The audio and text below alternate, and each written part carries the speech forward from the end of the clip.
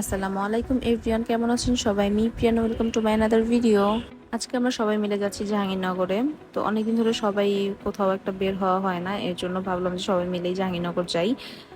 আর আমার ছোট পিচ্চিটাও আস্তে আস্তে বড় হচ্ছে, তো ওকেও আমি বাহিরের পরিবেশটাতে অভ্যস্ত করছি। আর ও বাইরে যেতে খুব আগ্রহী প্রকাশ করে, ও বাইরে যেতে চায়। আর বেশি বাইরে যায় ওর নানানের সাথে, ওর নানান ওকে হাঁটায় নিয়ে আসে নিচে থেকে বা রাস্তা থেকে। ও বাইরে যেতে খুবই আগ্রহী প্রকাশ করে এখন। আমার বাসা থেকে জাহাঙ্গীরনগর যেহেতু অনেক কাছে, এর জন্য আমার বাসা থেকে একটা অটো নেই নিরিবিলি পর্যন্ত, দেন নিরিবিলি থেকে একেবারে ডিরেক্ট প্রান্তিক গেটে চলে যাই। আমার জান বাচ্চাটা অটোতে উঠে সবকিছু দেখছিল, বাইরের পরিবেশ দেখছিল, গাড়ি ঘোড়া এগুলো তাকা দেখতেছিল। আর আমরা দুই বোনও অনেকদিন পর একসাথে বের হয়েছি, এর জন্য আমরা একটু ভিডিও করতেছিলাম। আর আমার জান বাচ্চাটা তাকা দেখতেছিল, আমাদেরকে দেখতেছিল, বাইরের পরিবেশ দেখতেছিল, গাড়ি ঘোড়া দেখতেছিল।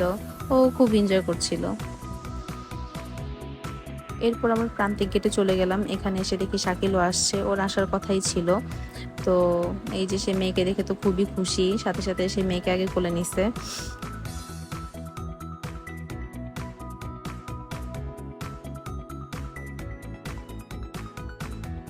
প্রান্তিক গেট থেকে আমরা দুটো অটো রিক্সা নিয়ে নিলাম, একটা রিক্সা আমি, বাবু আর শাকিল, আরেকটা রিক্সা আম্মু, আপু, ছোঁয়া।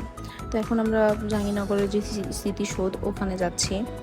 আর যেতে যেতে শাকিল তার মেয়েকে কত কিছু বলছে, কত কিছু দেখাচ্ছে। আর আমার মেয়েটাও চারদিকে ঘুরে ঘুরে দেখতেছে, গাছপালা দেখতেছে, সবকিছুই ঘুরে ঘুরে সে দেখতেছে। এখানে আমি একটা মজার কাহিনী করছি, সেটা হচ্ছে শাকিলের পাঞ্জাবি আনছিলাম আমি বাসা থেকে।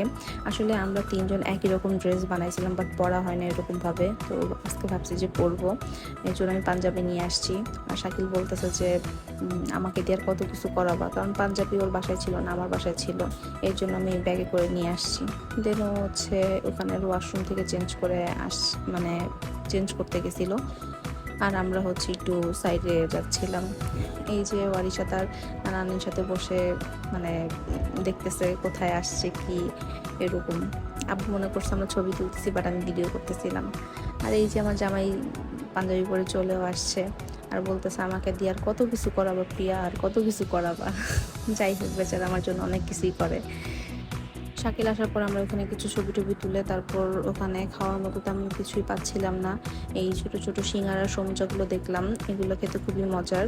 তো এগুলো আমরা একটু নিলাম খাওয়ার জন্য। আর কিছু এরকম পাই নাই খাওয়ার জন্য, এটাই দেখলাম, তাই এটাই আমরা অল্প করে নিয়েছিলাম খাওয়ার জন্য। এর মধ্যে আমার জান বাচ্চাটা ঘুমায় গেছে আম্মুর কোলে, এর জন্য শাকিল বলতেছিল যে তাড়াতাড়ি বাসায় চলো। আর কোথাও যাওয়া পড়লে ও এরকম আম্মুর কোলেই থাকে বেশি, বা ছোঁয়ার কোলে থাকে, আর আমি এরকমভাবে হেঁটে হেঁটে ঘুরে ঘুরে বেড়াই। বাট কখনো যদি বাবুর দরকার হয়, তখন আম্মুই আমাকে প্যারা দিবে যে আগে আমার নাতনির এটা দরকার, ওর খাওয়া দরকার, আগে ওকে খাওয়া বা অন্য কিছু।